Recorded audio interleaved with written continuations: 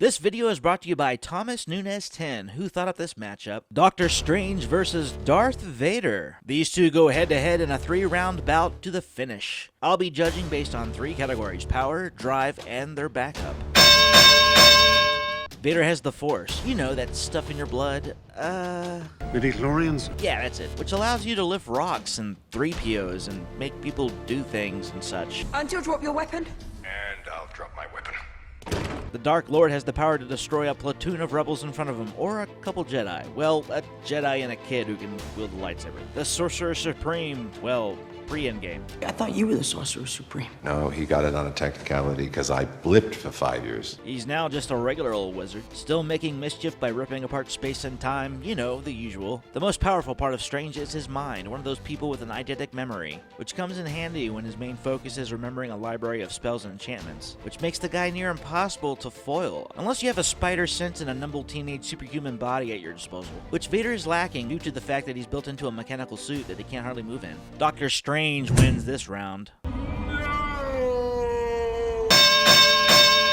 Vader is pushed by his anger and the pain that hurts him on a physical, mental, and emotional level. That's a lot of pain for a person. What was his greatest Achilles heel as a hero is his biggest positive as a villain. His will to keep going, which absolutely killed his last relationship. I mean literally. Which was only amplified when Kenobi watched him burn like a campfire. But not even being burned alive keeps this guy down, unless it's lightning. Evidently a shock takes him right out. Doctor Strange's goal in life was to be a picture of perfection as a surgeon, unstoppable by every stretch of the word, until he crashes his car and kills his future as a top medical professional, forever dooming his life to live as, oh yeah, that drive and all that. Which took the good doctor on a worldwide excursion to find the answers to how to fix himself, and instead finds a new life as a protector of all of humanity. The problem against Vader though, Vader's anger and pain drives him to almost near animalistic rage that can't be stopped, even pushing himself to death to defeat who's in front of him. No contest, Vader would destroy the Doc based on pure drive alone.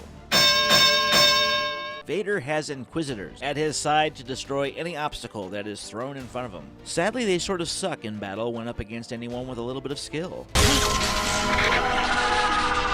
Luckily, the Empire has a lot of money and can hire quite a few bounty hunters to join in, and some of them are not to be trifled with. But if all else fails, Vader has the entire army of the Empire, full of stormtroopers who can't hit a wall 5 feet in front of them, unless they're wearing Mandalorian armor. That's weird. Doctor Strange has all of the sorcerers behind him in a battle, who on their own can destroy a regime of soldiers. But if for some reason they get demolished, Strange has some of the best backup of all, the Avengers, and every single one of their friends, which is pretty hard to top when you have dozens of people with superpowers or superpowered suits. Vader has the Force, but every Force user has their limits, while a Hulk doesn't have too many. Winner of this round and the match is Doctor Strange. What do you think? Let me know, comment below, and don't forget to like and subscribe. Until next time, see you later.